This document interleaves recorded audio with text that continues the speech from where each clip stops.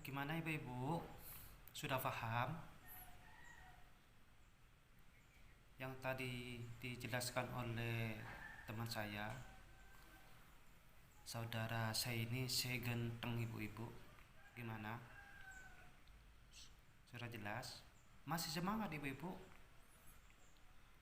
Sebelum saya melanjutkan uh, langkah yang sama uh, dari masa ini sebelumnya, saya akan memberikan semangat buat ibu-ibu supaya tidak ngantuk ya ibu-ibu. Ikuti instruksi saya ibu-ibu. Sekarang saya akan memberi semangat tepuk semangat ataupun tepuk hitung ibu. Ikuti ya ibu instruksi dari saya ibu, harus fokus ya ibu-ibu biar ibu-ibu tidak ngantuk ya ibu-ibu. Seperti ini ibu-ibu.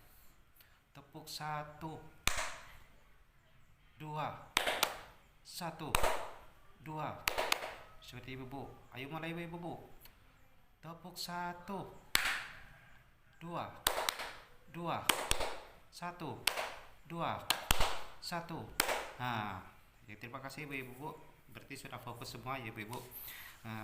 Saya akan melanjutkan materi yang sudah dijelaskan oleh Mas Saini tadi ya ibu, tentang deteksi dini kekerasan seksual ya ibu-ibu. Ibu-ibu tahu seksual itu apa ibu-ibu? Kekerasan seksual itu ibu-ibu tahu ya ibu-ibu? Lanjut lagi ibu. Saya akan menjelaskan mengenai tanda-tandanya ibu. Tanda-tandanya terjadinya kekerasan ibu dalam keluarga ibu-ibu. Saya akan menyimpulkan ibu-ibu sesuai dengan Flipkart 9 dan 10 ya ibu-ibu.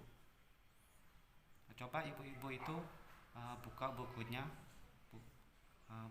dibuka. Di sana sudah jelas ada Flipkart 9 dan 10 ibu, menjelaskan tentang tanda-tanda terjadinya kekerasan seksual ibu-ibu. Baik ibu-ibu, ada yang tahu ya ibu-ibu? Ya ibu-ibu, langsung ya ibu-ibu. Tanda-tanda yang pertama ibu, yaitu kedua bahu terangkat sehingga menutupi leher. Ini gerakan refleksi seorang untuk melindungi tubuhnya. Seperti ini ibu, contohnya bu. Seperti ini bu, contohnya bu. Seperti menutupi ibu. Itu tanda-tanda. Yang kedua itu bu, kepala tertunduk ke dalam. Berarti tanda-tandanya orang itu tersebut seperti ini. Tertunduk ke dalam ibu-ibu. Terus kedua tangan dan kedua kaki menyimpul erat bu. Berarti menyimpul ibu. Seperti ini bu. Menyimpul. Seperti ini bu. Menyimpul. Seperti ini bu. Tanda-tandanya terjadinya kekerasan bu. Yang berikutnya lutut tertekuk ke dalam. Berarti ke dalam tadi bu, ke dalam seperti ini. Yang berikutnya ibu, tanda-tandanya itu mata berkedip-kedip bu. Berarti berkedip seperti ini bu. Berarti itu tanda-tandanya terjadi kekerasan seksual ibu. Nah, yang berikutnya tanda-tanda itu wajah tuh pucat bu. Wah itu pucat pasi, pucat kayak orang tidak punya keinginan untuk hidup lagi, seperti itu bu. Pucat bu, tidak punya hasrat ataupun kekuatan ibu. Yang berikutnya dan lain-lain ya bu. Nah, berarti itu tanda-tandanya ya bu, terjadi kekerasan seksual. Nah, saya mau bertanya ibu-ibu.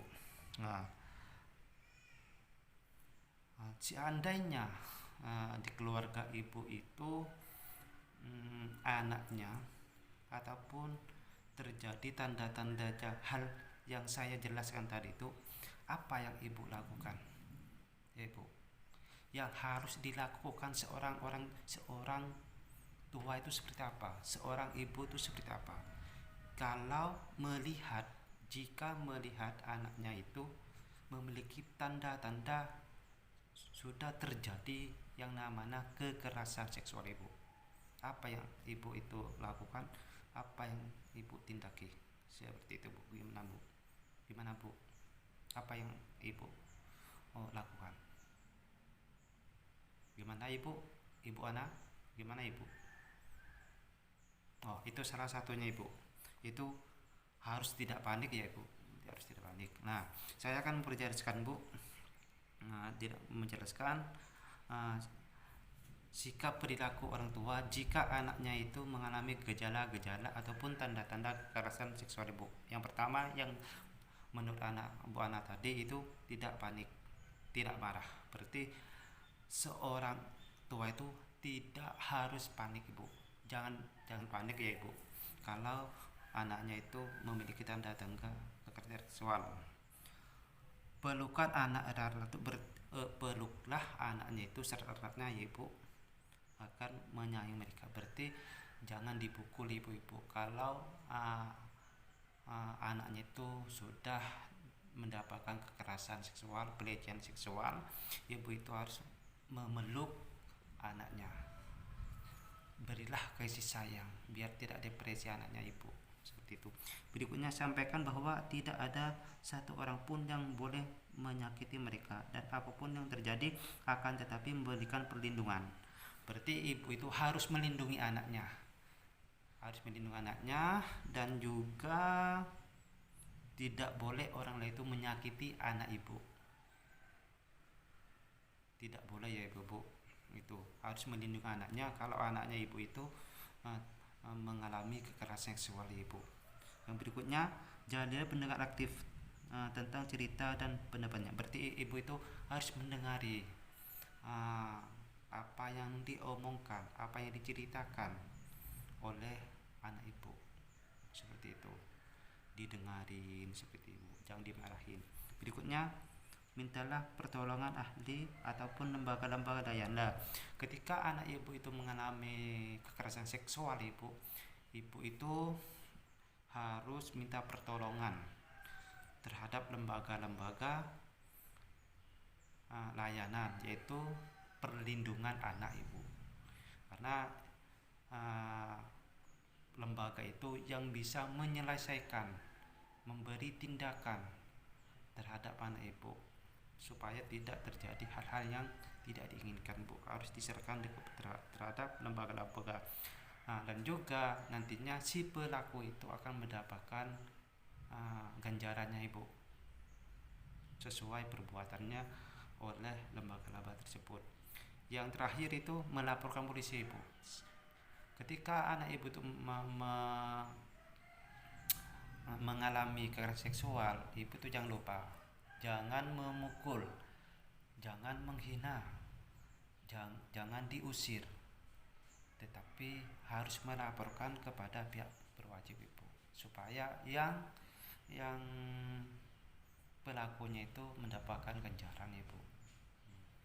Pada intinya, ibu-ibu kalau punya anak jangan dimarahin, dikasihlah kasih sayang sepenuhnya, perhatian lebih, dan juga harus menyerahkan ke lembaga-lembaga terkait yang bisa memecahkan masalah tentang kekerasan seksual. Dan juga terakhir yang wajib itu melaporkan ke pihak wajib ibu. Baik ibu-ibu, terima kasih. Mungkin dari ini ada yang perlu dipertanyakan ibu? Tidak ada ibu-ibu. Baik ibu-ibu, materi selanjutnya nanti diteruskan oleh teman saya ibu-ibu, dipersilakan.